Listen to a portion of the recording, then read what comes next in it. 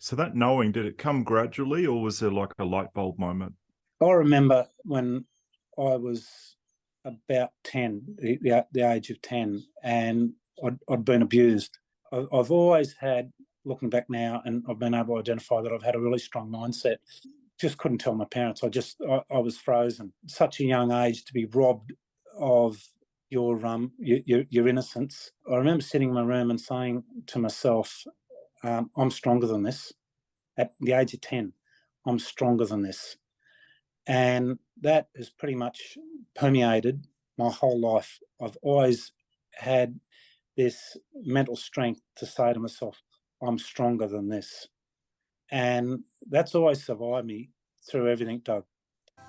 Welcome to the podcast that guides men to demystify and develop their intuition. I'm your host, Doug Bites.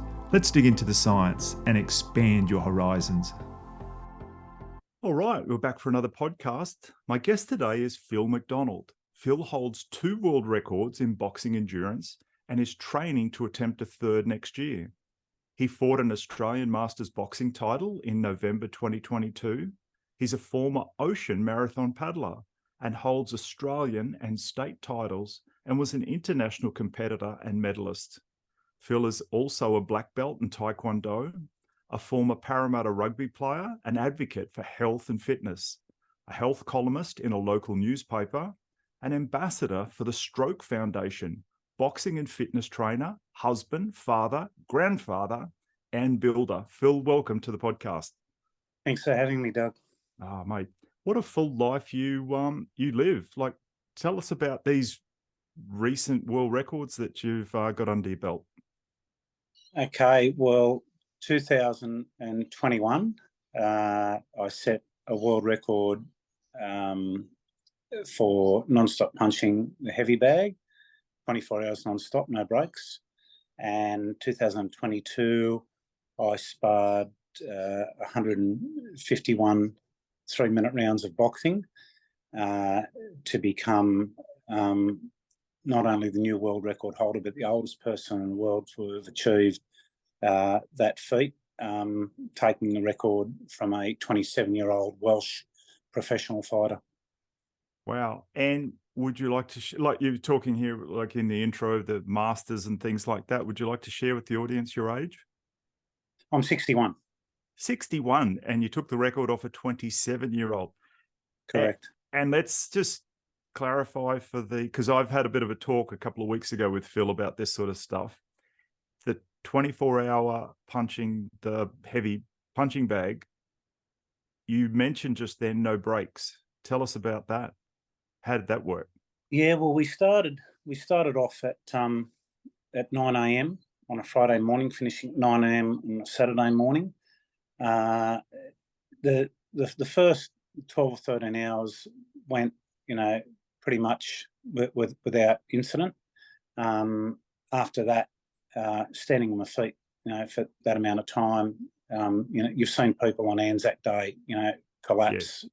Faint on parade grounds and that sort of thing.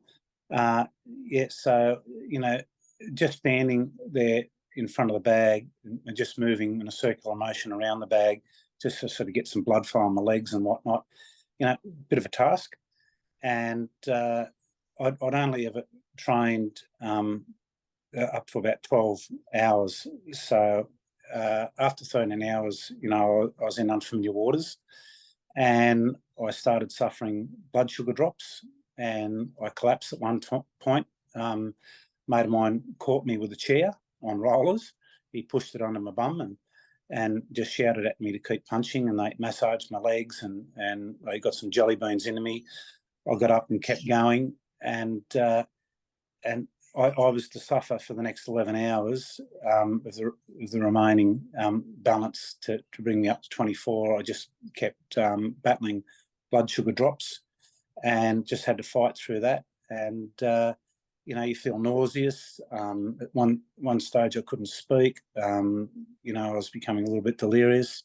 So it was the body wanted to give up, but it was my mind that had to convince the body to keep going. And look, I there was a stage there at the 13th hour. It was that bad.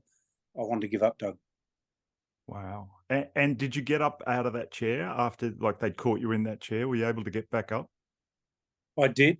I got back up, and I said to myself, I said, right, if I'm unable to complete this, I'm not going to give up standing on the feet. The way I'm going to do it is I'm going to give it, one last hurrah. And if I collapse, then so be it. And they can carry me out of here. I'm not going to give up standing on the feet in a conscious, sense. So I mustered all this strength, and I gave it one last go. And what happened then was just unbelievable. I just got this adrenaline surge. I don't know where it came from, and that survived me for the next 11 hours during the ensuing blood sugar drops that I experienced. Wow. Okay. So you just out of nowhere, this adrenaline, it's sort of like, would that be like when they talk about marathon runners hitting the wall and they get this second wind? Was it something like that?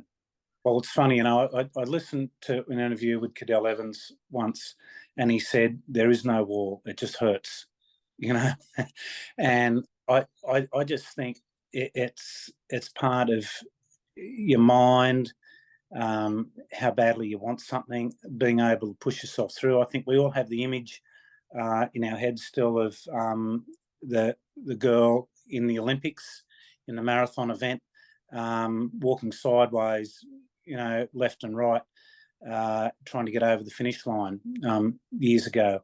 And it was just that's just an example of the mind overruling the body. And in my case, I'd written all these names up on the bag to be able to draw on their collective strength when I knew things would get tough. Names of my grandparents, names of friends of mine that had passed, names of my grandchildren, my children, my wife. And I thought, when things get tough, I'll look at their names and remind myself of what they mean to me, and hopefully, that can sort of give me some sort of charge that will, spur me on.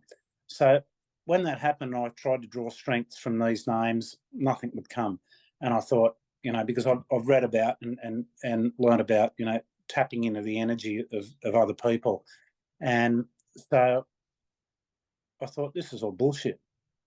So that's when I thought, I'll dig deep and I'll give it one last shot, and the rest is history. It was able to sustain me for the next 11 hours, and the way I think about it is, it was in a sort of a romantic sense, if you like, that all those people, their spirit, they wanted to see what I could do without their help first. And then once I sort of propelled myself, then they sort of came to sort of help me with their spirit. And I think in a more pragmatic way was that I've probably, or more scientific sense, if you like, I just willed myself into this level of adrenaline that was able to sustain me when I had these blood sugar drops over the next 11 hours. Wow. So all through the night, like no breaks. And so someone was feeding you liquid or something like that? Yeah, look, every now and again they just put up a container with a straw in it, and I just turn my head and take a sip. Things like pure carbs, things like Hydrolyte Sports, all that sort of stuff. Just keep my electrolytes in check. Nothing that would digest in my stomach at all. And every now and again, if I had to, go for a wee, they'd hold up a towel behind me from the camera. They'd take one glove off. My wife would hold a bucket in front of me, and I was able to sort of relieve myself, and that was only a couple of times during the whole 24 hours. That's pretty full on. Like, people are getting a picture that you're doing this tough. Yeah. And then now down to the other one, you did 151 3-minute rounds with other boxers. Now, Yeah. these other boxers, are they just sort of like teenage kids? Are they real boxers? Or like who are you boxing against for these 151 3-minute rounds? Yeah, well, we had a few teenage kids that were all amateur fighters that registered with New South Wales Combat Sport as amateur fighters that are already fighting under the ABA or the league, which is the Australian Boxing Association, and the Australian Boxing League, the ABL. We had mature aged amateur fighters as well as current professional fighters and former professional fighters. Right, nice. So yeah, and were they giving you a bit of stick, or were they taking it easy on you? Well, look, some were carrying me, just helping me get through the rounds, but there were numerous what we call active rounds, where my opponents, sometimes the cameras and the lights all get to them, and they decide to put it on you. And so when you consider, that I might be 6, 8, 10 hours, or, and it was 10 and a half hours, the whole thing. But, progressively as you go on, you can imagine, how I've drawn down on my glycogen. And so energy levels aren't the best. And you'll get some guys that just for whatever reason, just want to take it to you. And so I was prepared for that. That happened several times. And my response was, just a couple of stiff jabs followed by, a straight right hand and to get them off me. And so when you're fatigued and have to draw on that sort of physical strength and stay alert, because, look, with any trained boxer, a reflex action where they might, hit me, throw a punch and catch me, that could have derailed the whole thing. So, I had to be alert the whole time. Yeah, wow. Yeah, that's pretty wild. Now, when you told me about this a couple of weeks ago, after the first one, you mentioned that your dad was there and watched, obviously not the whole 24 hours, but some of it.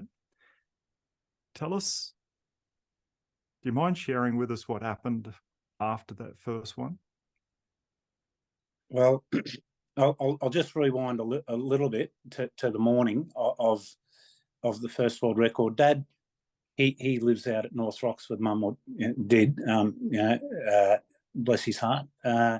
So he came down on his own on the Friday morning, and it would take me in excess of an hour in the traffic down to Mascot, near Mascot Airport, and that was the factory where I did it. And he said to me, well, good luck, son. He said, I'll ring Annika tomorrow morning before we come down, just to make sure you're still going. And I thought, what? You don't think I'll be still going? You've got to make a phone call to Annika to see if I'm still going before you come down with Mum. And I thought, you bugger, and that spurred me. That spurred me on. And looking back now, that was, his way of knowing how to get to me, and charging my batteries, because that really did charge my batteries. And so Mum and Dad and all the family walked through the roller door of this factory at 8 a.m, an hour before I was about to finish and achieve my world record. And I can't explain the level of joy that I felt with the sun shining through that door into the factory floor, and just seeing all my family. I just can't articulate the feeling that I had inside me. And that was the last time I was ever to see Dad conscious. A week later, he suffered a debilitating stroke on the right-hand side of his brain that paralysed him all the way down the left-hand side of his body. And he was in and out of consciousness for 8 weeks before it claimed his life. Yeah. So wasn't all beer and Skittles the world record attempt? It was a pretty serious moment in your life. Yeah, it was bittersweet. And look, I choke up when I think about it now, Yeah. Yeah. No, me too, just listening, mate. Yeah. All right. Now, I mentioned before that you started training and you officially, I think, in the last week announced you're going for a third world title. Tell us about that one. Yeah, well, I was lucky enough to speak on ABC Radio Illawarra on what are we on Monday, Tuesday, sorry, on Tuesday, and they I had the opportunity to formally announce it there. So the third world record, I'll attempt that on the 6th of April, 2024. It's a Saturday morning at it'll most likely be at Daceyville PCYC up in Sydney. And I'll be starting at 4:30 a.m. in the morning because that was the time Dad passed. He passed on the 4th of April. That's a Thursday next year. So we'll do it on the Saturday morning because I need a group of pad holders to hold the pads, focus pads for me, and I'll rotate those people holding the pads for me over a period of 25 hours. Why 25, not 24? Because 25 hours will equate exactly to 500 3-minute rounds. Wow. Okay. So are you going to have a break like on this one? Is it? No break, Doug. Wow. Okay. So you're going to have people encircling you with boxing pads on, and you're going to be punching into those pads, rotating around that circle. Correct. Wow. Okay. Yeah, yeah. And what's your motivation behind these world record attempts? Well, after the first one, I didn't want to continue with the second. The first one came by because it was the second one I was supposed to do first, but we couldn't get Guinness Book of Records out here. I'm just digressing a little bit. You'll get the gist of this in a sec. So, because I couldn't get Guinness Book of World Records judges out here because of COVID to do the 150 rounds, we thought, well, we've been training on the bag. We'll set up a world record on the bag. And my trainer thought, oh, 150 rounds. I said, no. He said, what? And I said, 24 hours. He said, what? He said, you're crazy. And then what, with 3 minutes of 1 minute break? I said, no, 24 hours non-stop. And he went, wow. So anyway, we did that. And then after that, the second one, which was supposed to have been the first one, I'd lost my drive after Dad died.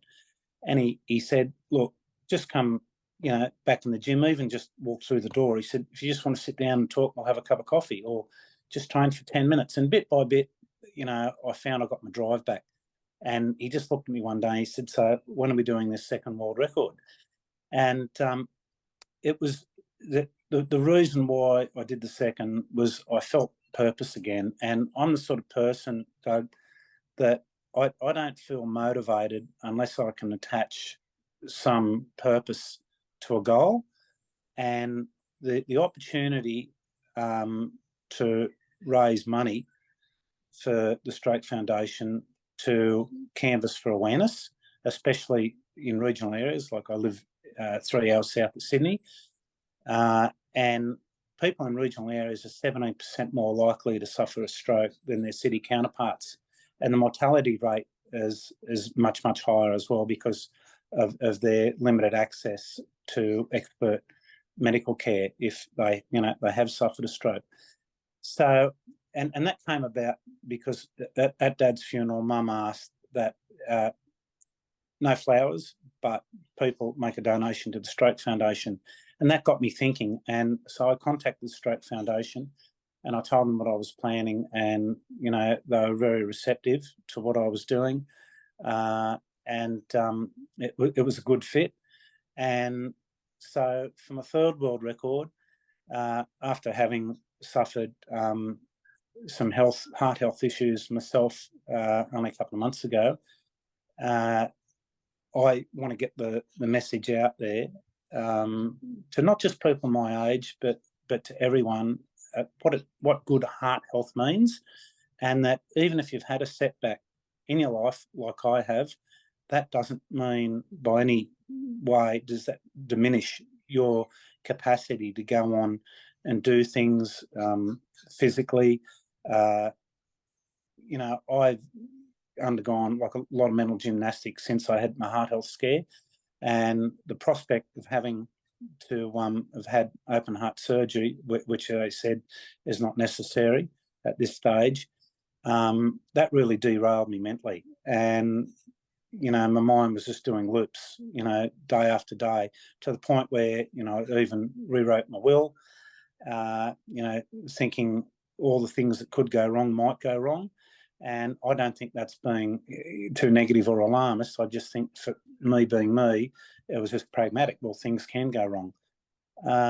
And so I've adopted a new approach to my nutrition, which was always pretty good anyway. But now there's another opportunity which has given me purpose to attach this third world record, and that's get the message out there about good heart health and continuing my message about stroke awareness as well, Doug. Right, very interesting. So yeah, when we did talk a few weeks ago, you mentioned about your heart scare, and so it's made you reevaluate things in your life personally, like because it sounded when you told me about it that the initial diagnosis was worse than what that after a bit of time the doctors toned down the thing. So in the beginning they were telling you it was worse than what it actually was. Is that right? Correct. Yeah. What I suffered was that they initially thought I'd suffered a heart attack. And to give listeners, a bit of perspective on things, I live 2 hours south of Wollongong Hospital, which is sort of a major hospital, and they have a cardiology unit there. So the local clinic, they've only got about 5 beds there. So they said, look, it appears that you've suffered a heart attack. They rushed me by ambulance 2 hours north. They had to stop the ambulance and transfer because they went outside their boundary area. So they had to swap over with the next ambulance station, which can, ferried me the rest of the way to Wollongong Hospital. Once in Wollongong Hospital, they diagnosed it as atrial fibrillation. They were able to medicate me back into a normal heart rate rhythm. Now, if people don't know what atrial fibrillation is, it's a problem you can have that can also contribute to stroke if it's not brought under control.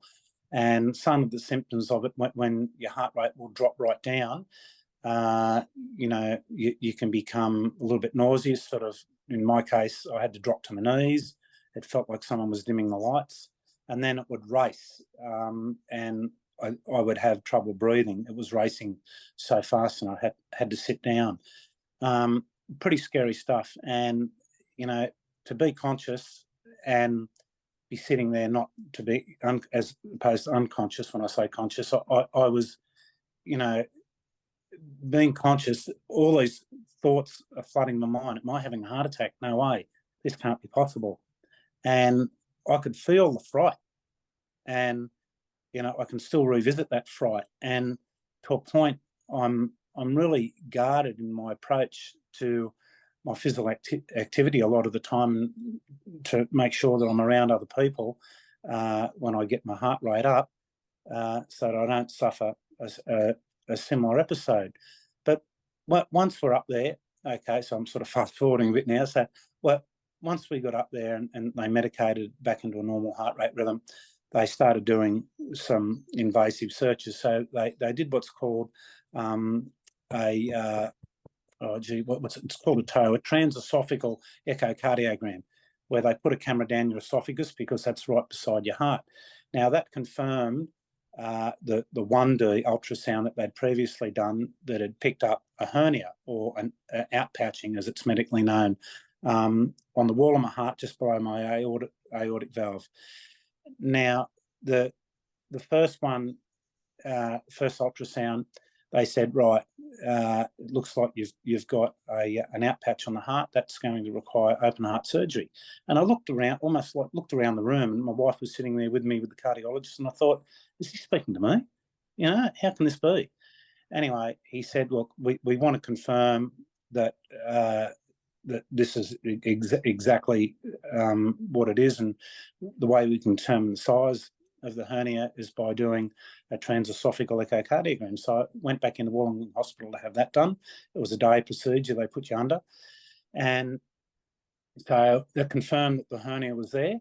But what it did confirm also, which I was unaware until I saw the cardiologist next in his offices about a month later. So I'm worrying for another month, right?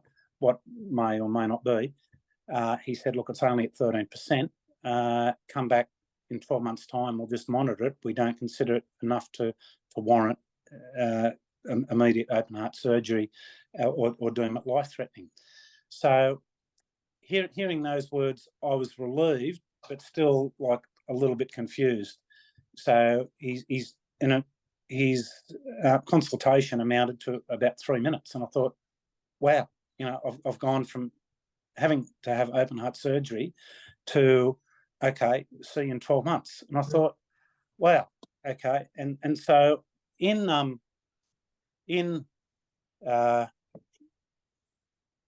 hindsight, it's easy to have all these questions that you might ask a doctor or a specialist when you're in their room, but at the time you can't really think of. And so I went away and I thought to myself, well, gee, that leaves a lot of answers, a lot of questions unanswered. So I made an appointment to see my own GP, who's a fabulous doctor, and he's a former endurance athlete himself, having swum the English Channel and then running 7 marathons in 7 continents in 7 days afterwards, which is just amazing. So he understands me, quite well.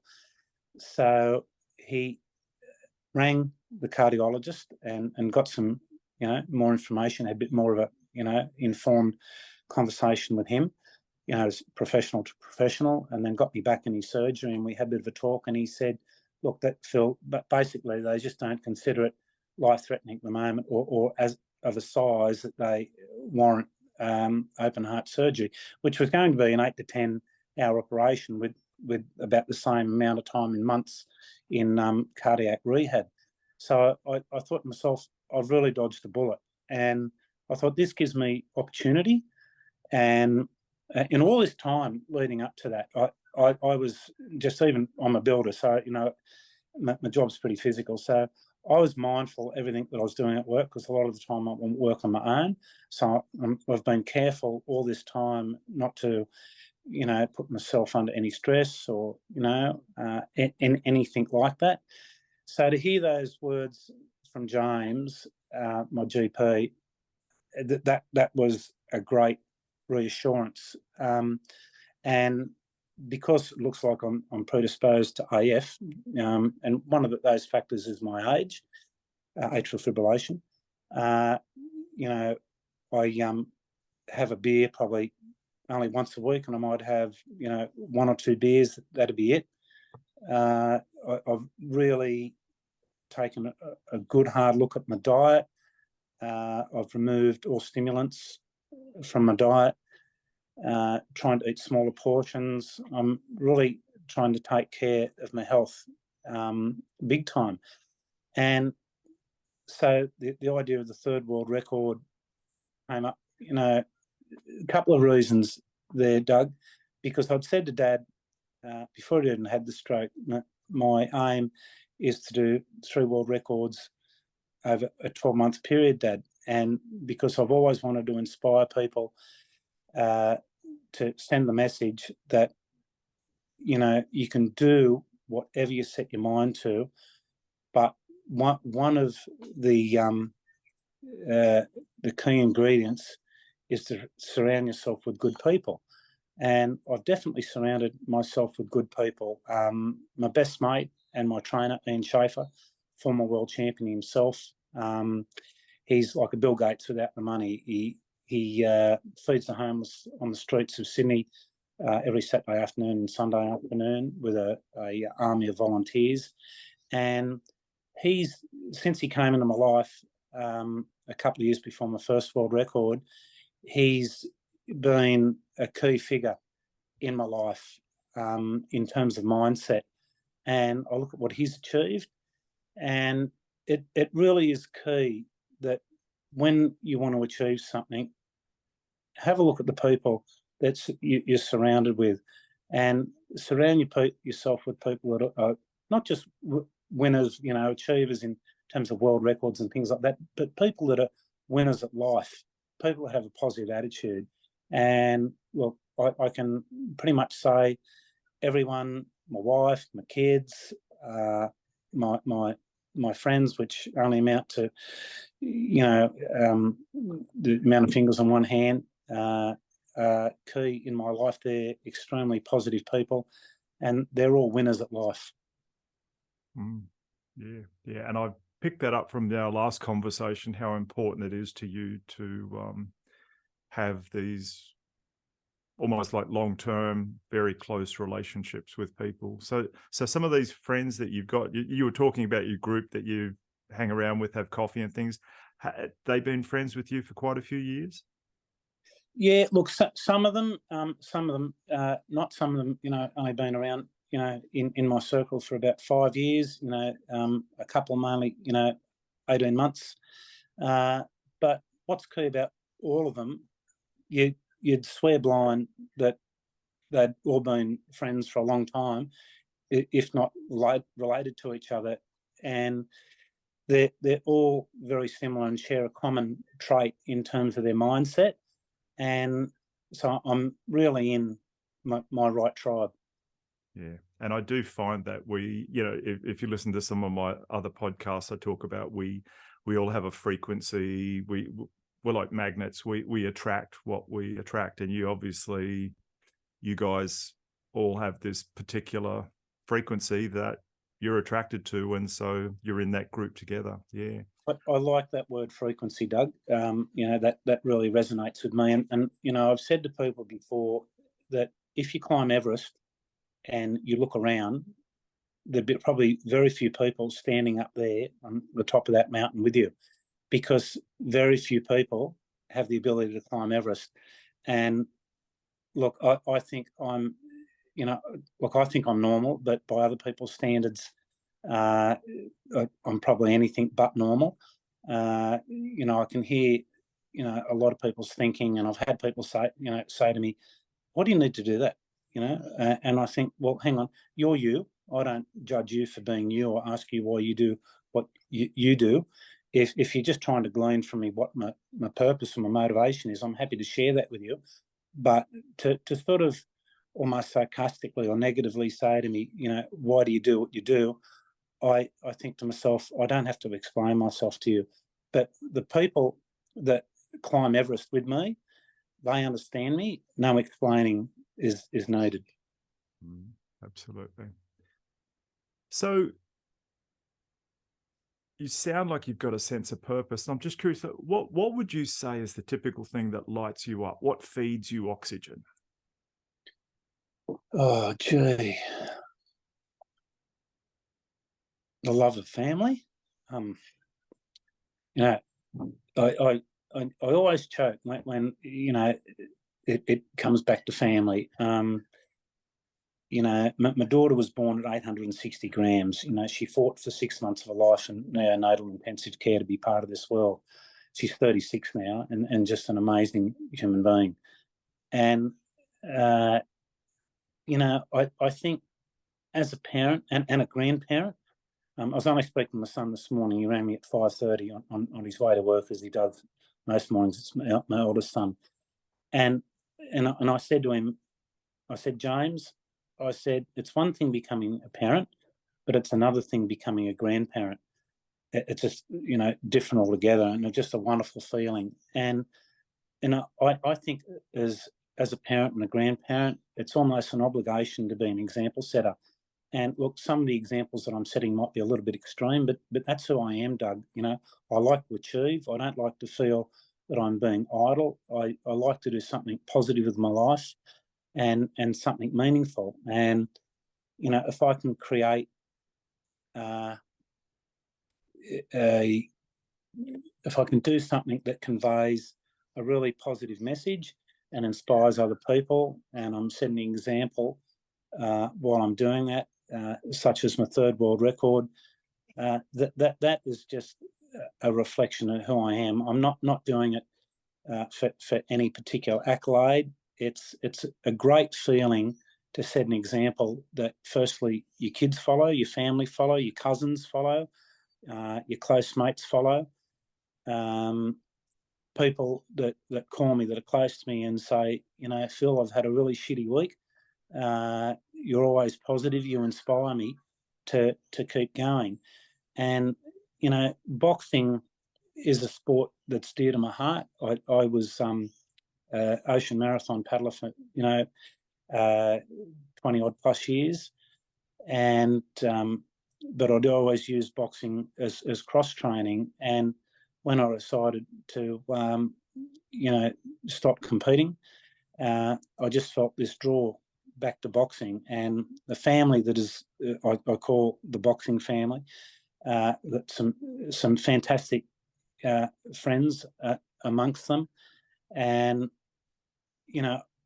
boxing really does set up.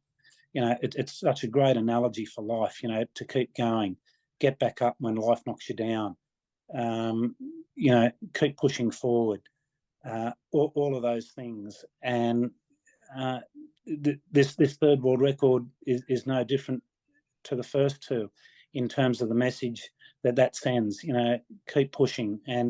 But you'd be naive to consider that it's just me doing this. In the background, there's a heap of people that motivate me on a daily basis.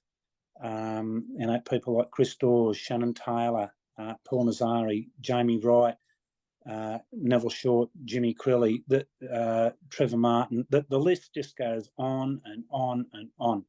And these are people that as part of the Australian boxing family. Steve Kensdell, my trainer and best mate, Ian Schaefer.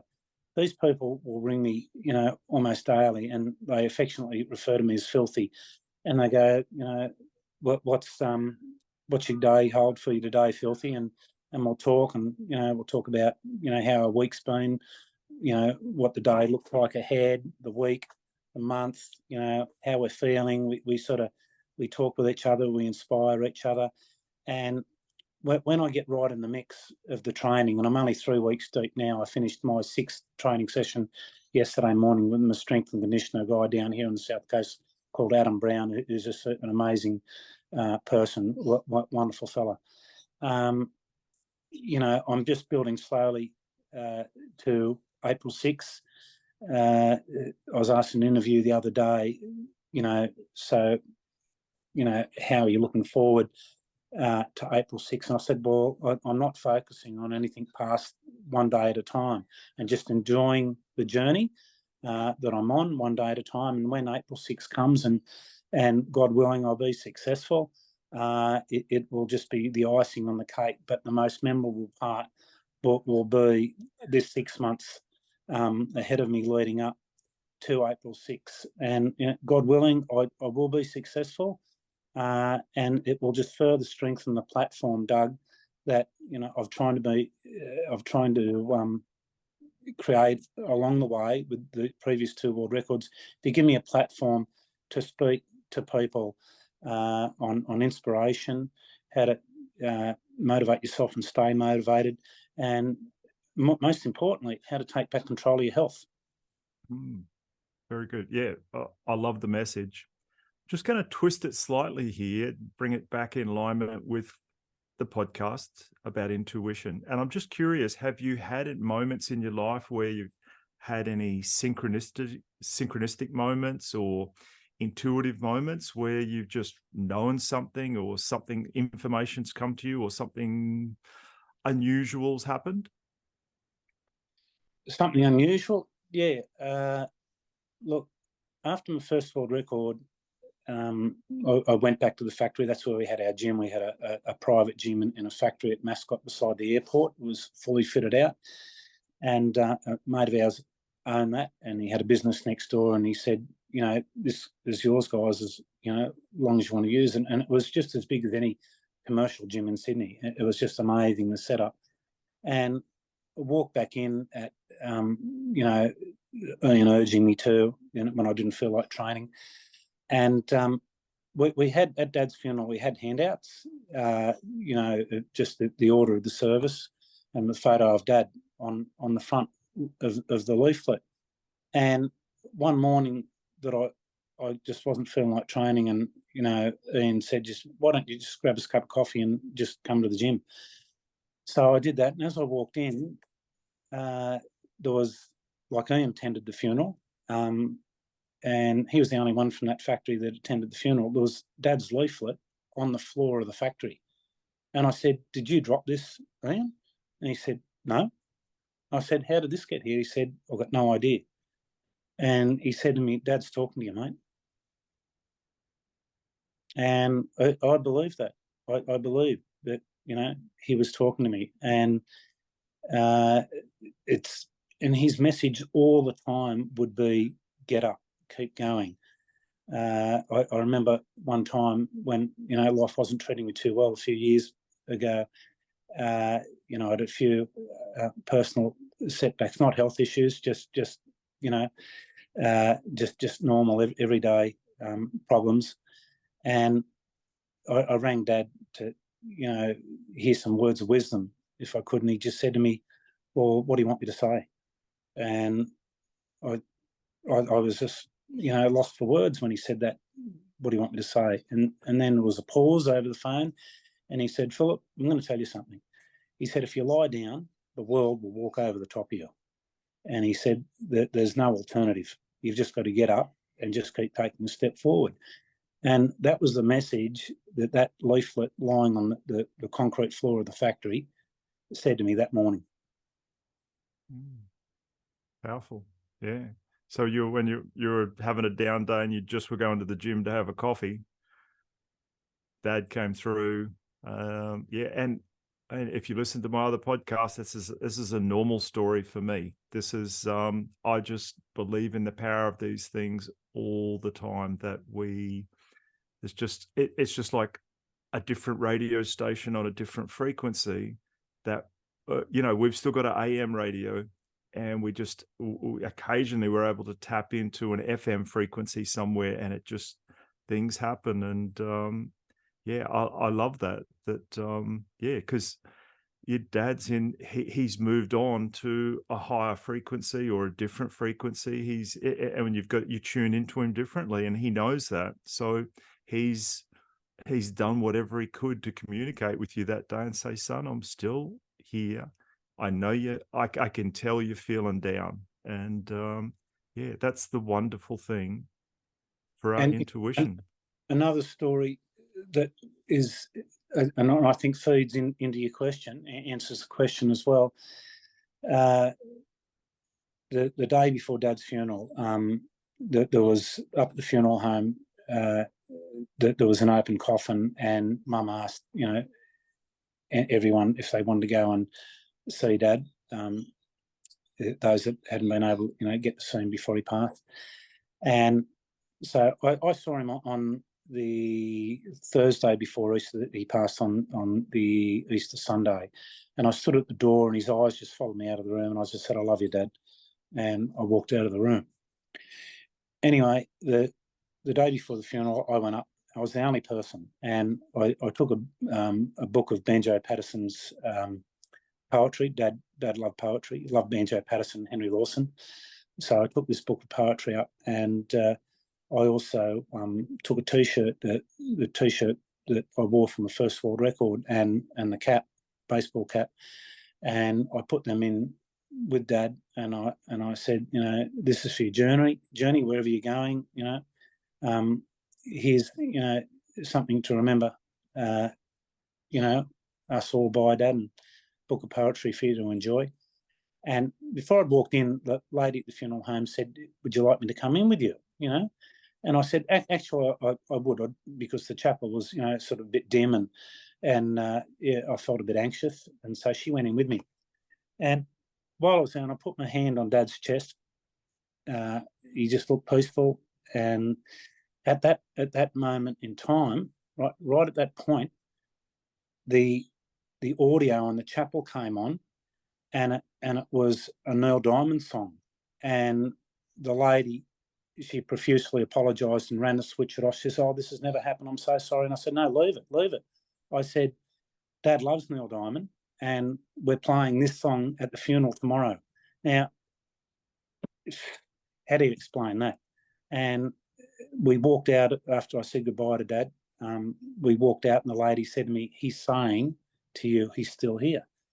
And I really believe that. And as you said, Doug, he's just operating on a higher frequency now.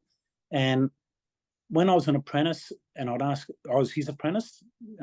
Dad was a builder, and I was his apprentice. And whenever I'd ask him a question, he'd always reply with, "Well, what do you think?"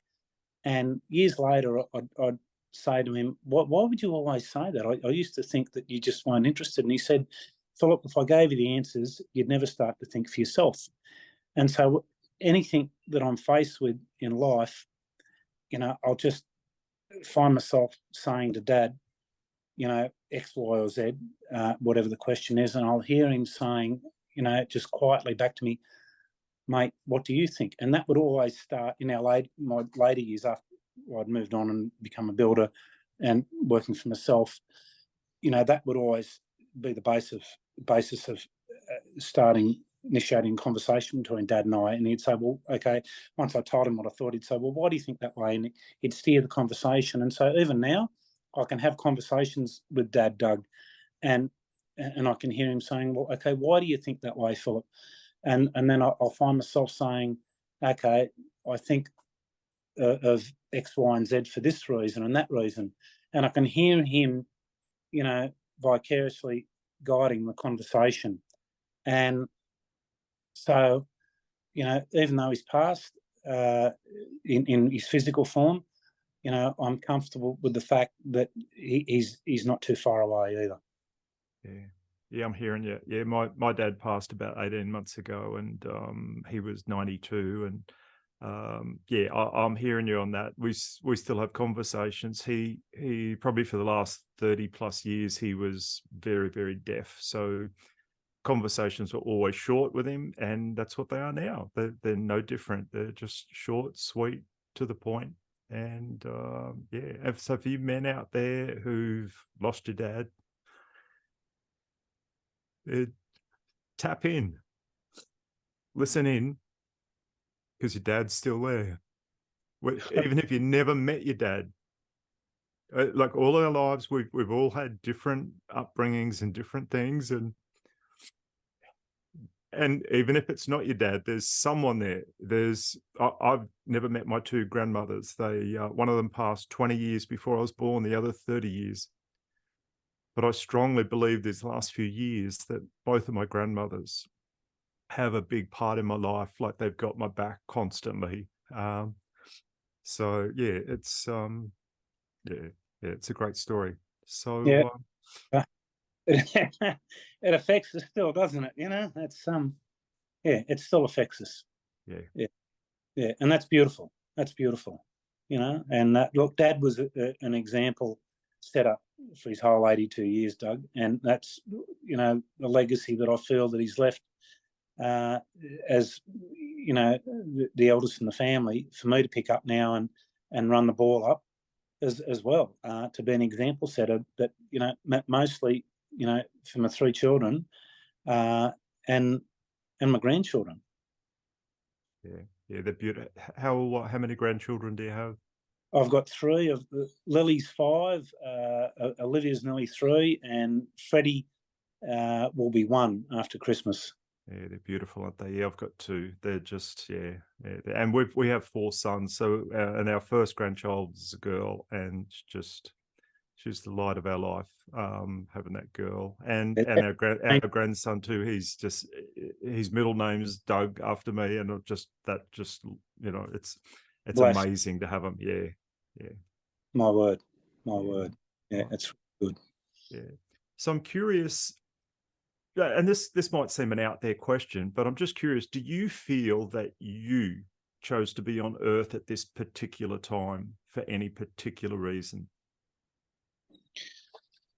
Gee, that's a good question, Doug. And look, I've always subscribed to the idea that, we're all here for a purpose, and it might be something as simple as, just put your arm in front of a little old lady that's about to cross the road and get bowled over.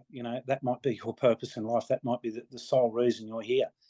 Um, for me, I because Dad was such a strong force in my life, uh, I I feel strongly. I feel it within inside, and yeah, I'd guess I'd have to say this is an intuition that I feel that I'm here to send a message to as many people as I can, when it comes to, setting an example to being able to live through uncomfortable moments in our life, take back control of your health, be the best version of yourself you can.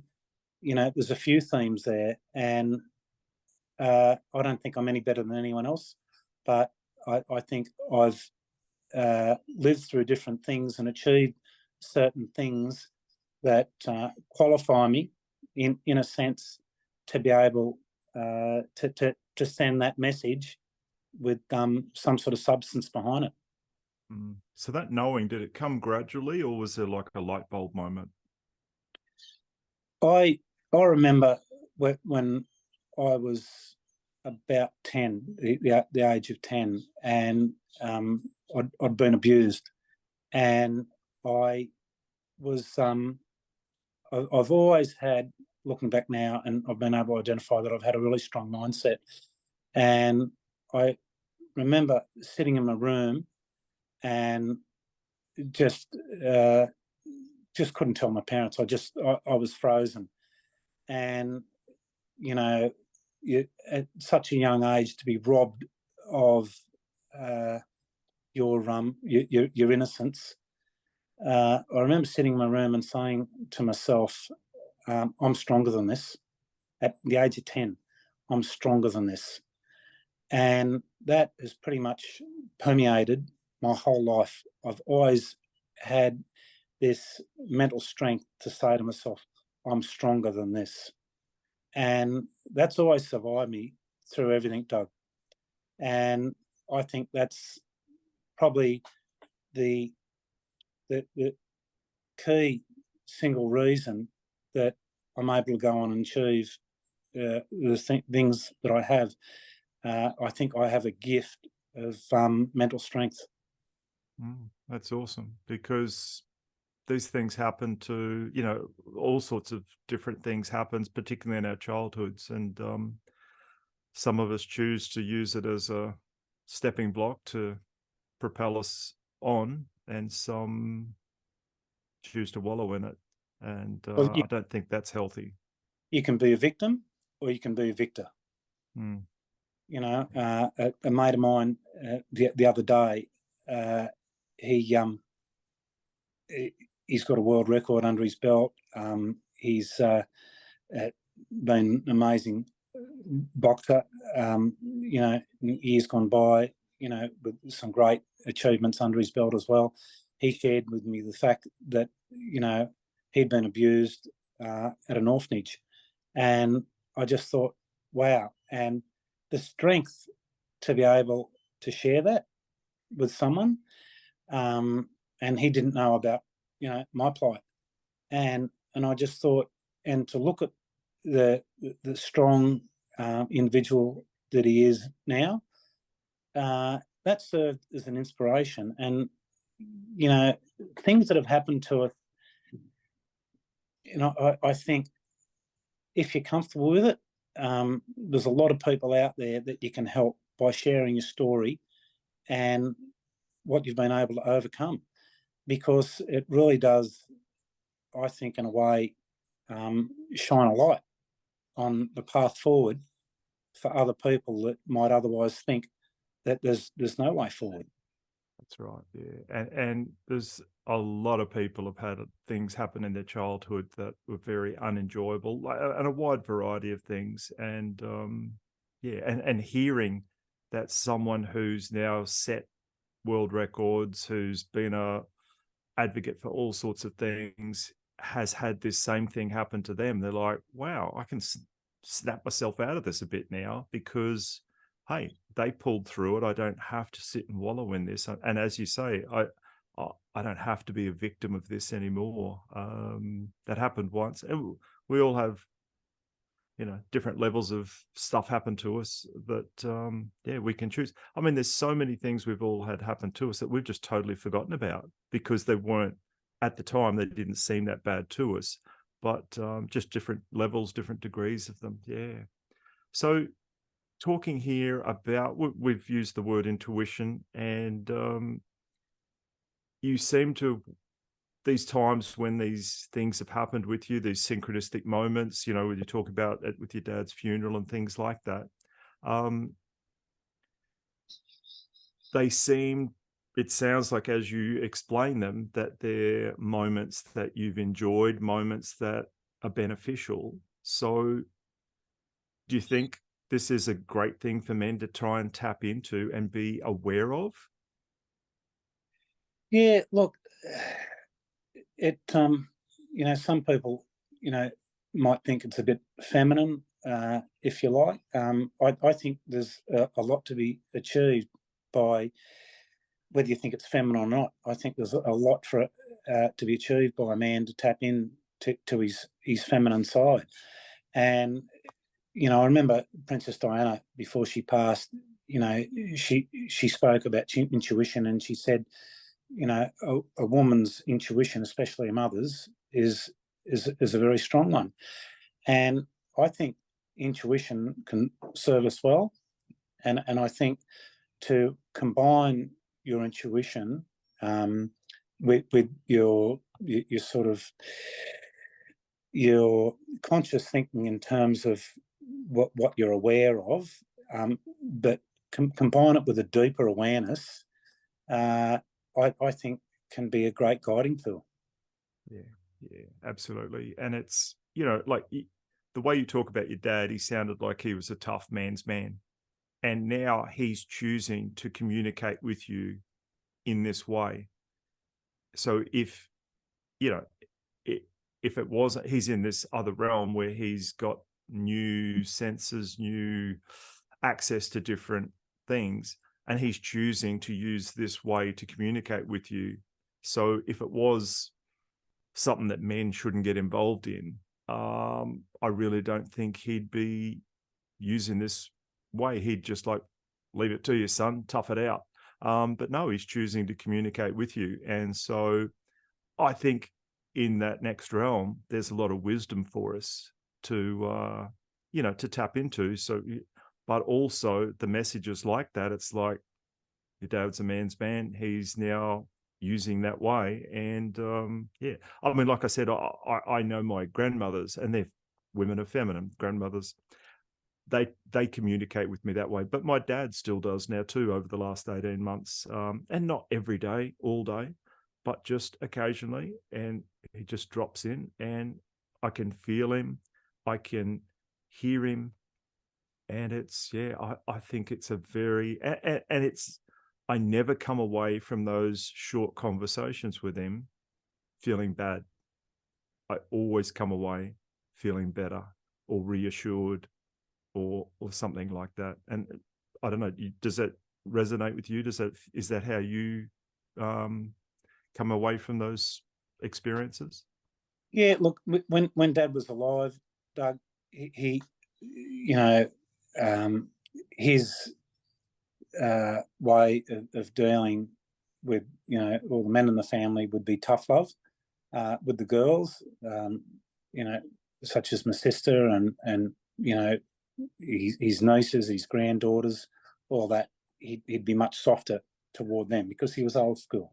There's still an element within me of his, that where I deliver tough love to all of my kids, but my approach is a lot softer toward my kids than what my dad's approach would have been. So there's probably more yin and yang in my approach than what there was in Dad's, but I hear him speaking to me now in a much softer sort of, not just tone, but it's a softer delivery than if he was here physically. Yeah. He's wised up to the new realm, and he's got new knowledge, new experiences, and no, that's beautiful. So is there anything else you'd like to share with us, or tell people how they can connect with you or watch your world record attempts? Or Yeah, look, on Insta, people can follow me on Fit Old Boys, so that's fit_OL_boys_62, and on Facebook it's Philip James McDonald. There'll be links that I'll be putting up on both after Christmas, where they can follow the third world record attempt. And just, if they just want to follow me, just generally, I share a lot of inspirational, motivational type of stuff, connected around boxing a lot of the time, because that's my go. I want to get out there more in the public and speak about inspiration and motivation, what it means to become the best version of yourself. I've just finished recently a 10-week program in local primary school, and negotiating at the moment with some of the teachers at local high school to go in there and do the same thing. I've enjoyed, being on some other podcasts as well as yourself, that helps me get the message out. And, going forward, I'd like to be able to think that, I could have the platform where I could speak to people more regularly, groups, gathered groups, and speak to them with the message of becoming the best version of yourself. And there's many different ways that we can achieve that. Yeah, that's great. All right, so I'll have those links in the show notes for people. They can click on and follow you, and that's wonderful, mate. I think there's some men out there listening today, or in the future, any time when that was tapping into here, that are going to glean some little gold nuggets out of what you've shared with us today, and I've really enjoyed it. You've come at things, as all my guests do, at a different angle to others. We're all individual, and I know your message is going to hit home for some people out there, some women, but mostly men who listen in here, and inspire them, keep them going, help them get a skip in their step, and know that I assume most people that listen to me are, and I'm 18 months younger than you. Most people who listen are our age or younger. So they're all going to think, wow, this guy's older than me and he's doing this, crazy stuff. And I know I can carry on and keep going with life. Look, we really can achieve anything at any age.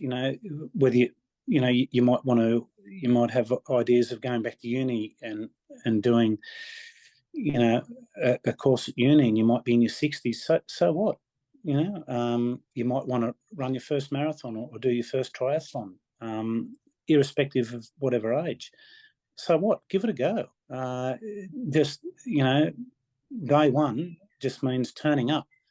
And look, don't be thwarted with the idea of